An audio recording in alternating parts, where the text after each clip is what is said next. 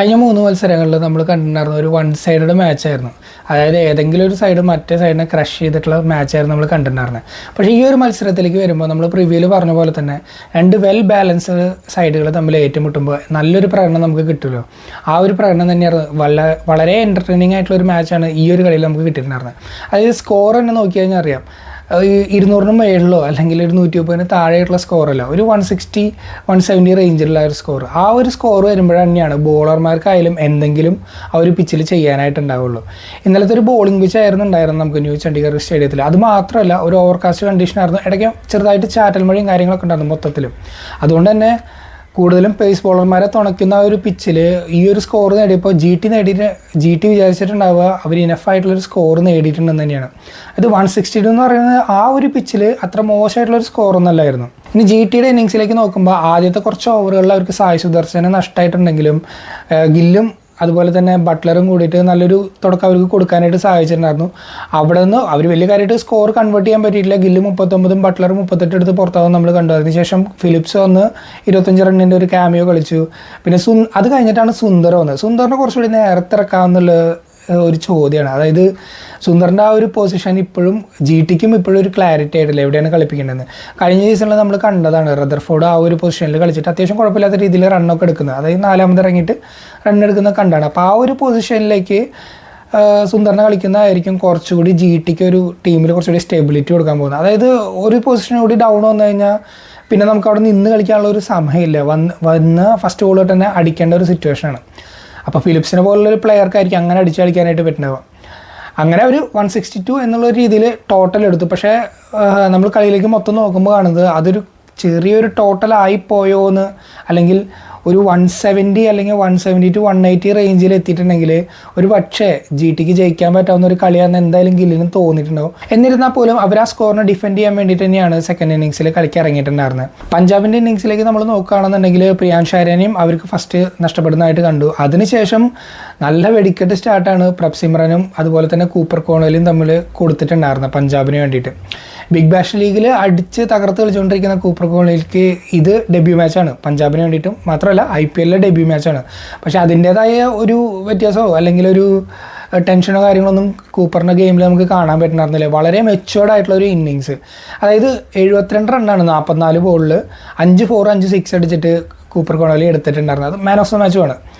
പക്ഷേ ആ ഒരു ഗ്രൗണ്ടിൽ നമ്മൾ നോക്കുകയാണെന്നുണ്ടെങ്കിൽ അതൊരു മാച്ച് വിന്നിങ് ഇന്നിങ്സാണ്. അതുപോലെ ഒരു പ്ലെയർ ജി ടിയുടെ ഭാഗത്തില്ലാത്തതുകൊണ്ടാണ് അവർക്ക് ആ ഒരു സ്കോറിൽ ഒതുങ്ങേണ്ടി വന്നത്. പക്ഷേ പഞ്ചാബിന് അതുണ്ടായിരുന്നു. അതുകൊണ്ടാണ് അവർക്ക് ജയിക്കാനായിട്ട് പറ്റിയത്. ഒരു സൈഡിൽ ഒരാളെ ആങ്കർ ചെയ്ത് കളിക്കാനായിട്ടുണ്ടായിരുന്നു. മറ്റേ സൈഡിൽ ഒരു സ്റ്റേജിൽ നമുക്ക് തോന്നുന്നുണ്ടായിരുന്നത് പഞ്ചാബ് ക്രൂസ് ചെയ്തിട്ട് വിക്ടറിയിലേക്ക് പോവുകയാണെന്നാണ്. പ്രഭ്സിമ്രനായാലും കൂപ്പർ കോഹ്ലി ആണെങ്കിലും അടിച്ച് തകർത്താണ് കളിക്കുന്നുണ്ടായിരുന്നത്. പ്രഭ്സിമ്രൻ പോയതിന് ശേഷം ശ്രേയസും വന്നിട്ടുണ്ടായിരുന്നു. 12ാമത്തെ ഓവർ ആവുന്നവരെ 108-2 എന്നുള്ള രീതിയിൽ നല്ല സ്ട്രോങ് ആയിട്ടാണ് പഞ്ചാബ് പോയിട്ടുണ്ടായിരുന്നത്. അവർ ഈസിലി ആ ഒരു ടാർഗറ്റ് 8 ഓവർ ബാക്കി നിൽക്കെ അവർക്ക് ഈസിലി ആ ഒരു ടാർഗറ്റ് 60 റണ്ണൊക്കെ വേണ്ടായിരുന്നുള്ളൂ ചേസ് ചെയ്യാൻ പറ്റുന്ന തന്നെയാണ് വിചാരിച്ചിട്ടുണ്ടായിരുന്നത്. പക്ഷെ അവിടെ ആയിരുന്നു ട്വിസ്റ്റ് വരുന്നത്.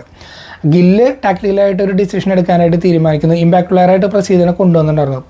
പ്രസീദാണ് 13ാമത്തെ ഓവറിൽ എറിയാൻ വന്നിട്ടുണ്ടായിരുന്നത്. ആ ഓവറിൽ തന്നെ ശ്രേയസിനെ അവർക്ക് നഷ്ടമാണ്.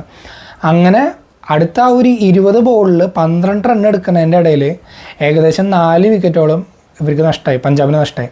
അതായത് 118-6 എന്നുള്ള രീതിയിലേക്ക് അവർ കൂപ്പ് കുത്തി വീഴുകയാണ് ചെയ്തത് പഞ്ചാബ്. അപ്പോൾ ഈ ഒരു തകർച്ച പഞ്ചാബായാലും പ്രതീക്ഷ ഉണ്ടാവില്ല. പക്ഷേ അവർക്ക് ആ ഒരു പ്രതീക്ഷ ഉണ്ടായിരുന്നു, കൂപ്പർ അവിടെ ഒരു സൈഡിൽ ഉണ്ടെന്ന് തന്നെയാണ്.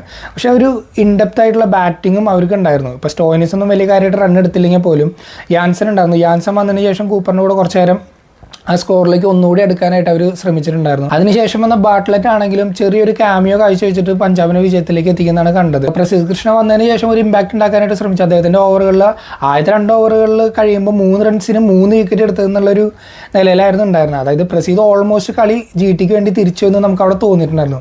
പക്ഷേ അവരവിടെ കമ്പോഷർ കാഴ്ചവെക്കുകയാണ്. ആ ഒരു അവസാന ഓവർ വരെ അവർ ആവശ്യമായിട്ടുള്ള റണ്ണുകൾ, അനാവശ്യ ഷോട്ടുകൾ ഒരുപാട് അടിക്കാതെ ആവശ്യമായിട്ടുള്ള റണ്ണുകൾ മാത്രം, ഇപ്പോൾ സിംഗിൾ ആയാലും ഡബിൾ ആണെങ്കിലും ഇപ്പോൾ 4 അടിക്കുന്നിടത്ത് 4 അടിച്ചും അവരതുവരെ എത്തി. 19ാമത്തെ ഓവറിലാണ് പഞ്ചാബിന് ജയിക്കാനായിട്ട് പറ്റുന്നത്. പക്ഷേ എന്നിരുന്നാൽ പോലും ഇതൊരു എൻ്റർടൈനിങ് മാച്ചായിട്ട് മാറ്റാനായിട്ട് അതുകൊണ്ട് സാധിച്ചു. ബോളർമാർക്കും എന്തെങ്കിലും ഒരു സേ ഉണ്ടാവുന്ന ഒരു മാച്ചിലാണ് കുറേ കൂടി ഒരു എൻ്റർടൈൻമെൻറ്റ് നമുക്ക് കാണാൻ പറ്റുക, അല്ലെങ്കിൽ കുറച്ചൊരു ടെൻഷൻ നമുക്ക് കാണാൻ പറ്റുക. ഇത് വൺ സൈഡായി മാച്ചായിട്ട് കാണുമ്പോൾ ശരിയാണ്, അവിടെ എൻ്റർടൈനിങ് കാര്യങ്ങളൊക്കെ ഉണ്ടെന്നുണ്ടെങ്കിലും ഒരു ടീം തകർന്നടിയെന്നാണ് കണ്ടിട്ടുണ്ടായിരുന്നത്. പക്ഷേ ഈ ഒരു മാച്ചിലേക്ക് വരുമ്പോൾ പഞ്ചാബിനായാലും ഗുജറാത്തിനാണെങ്കിലും ഈക്വലി ചാൻസസ് ഉണ്ടായിരുന്നു പെർഫോം ചെയ്യാനൊക്കെ ആയിട്ട്. പിന്നെ കഴിഞ്ഞ വീഡിയോയിൽ ഗില്ലിൻ്റെ പെർഫോമൻസിനെ കുറിച്ചിട്ട് ഞാൻ പറഞ്ഞിട്ടുണ്ടായിരുന്നു. അത് ഗില്ലിനോട് എനിക്ക് എന്തെങ്കിലും ദേഷ്യമോ കാര്യങ്ങൾ ഉണ്ടായിട്ടല്ല. ഗില്ലൊരു കിടിലം പ്ലെയർ തന്നെയാണ്, കിടിലം വൺ ഡേ ടെസ്റ്റ് പ്ലെയർ തന്നെയാണ്, അതിൽ യാതൊരു സംശയവും ഇല്ലെന്നില്ല. പക്ഷേ T20യിലേക്ക് വരുമ്പോൾ ഇപ്പോൾ ഇന്നലത്തെ കളിയിൽ നമ്മൾ കണ്ടാണ് ആ ഒരു ഇൻറ്റൻറ്റും അല്ലെങ്കിൽ ആ ഒരു അറ്റാക്കിംഗ് മെൻറ്റാലിറ്റി ഒക്കെ ഗുജറാത്തിന് വേണ്ടി കളിക്കുമ്പോൾ ഗില്ലിന് കൂടുതലായിട്ട് കാണുന്നുണ്ട്. അത് T20 ഇൻ്റർനാഷണൽ വരുമ്പോൾ കാണാത്തതിലാണ് നമ്മൾ ഫ്രസ്ട്രേറ്റഡ് ആയി പോകുന്നത്. നമുക്കും ഗില്ലിൻ്റെ കളി ഇഷ്ടമാണ്, ഗില്ലിൻ്റെ ഒരുപാട് ഇന്നിങ്സുകൾ നമ്മൾ ഫുള്ളിരുന്ന് കണ്ടും ആസ്വദിച്ചിട്ടൊക്കെ ഉള്ളതാണ്. പക്ഷേ ഇങ്ങനെ ഇത് വരുമ്പോഴാണ് നമ്മൾ വളരെയധികം ഫ്രസ്ട്രേറ്റഡ് ആയി പോകുന്നത്.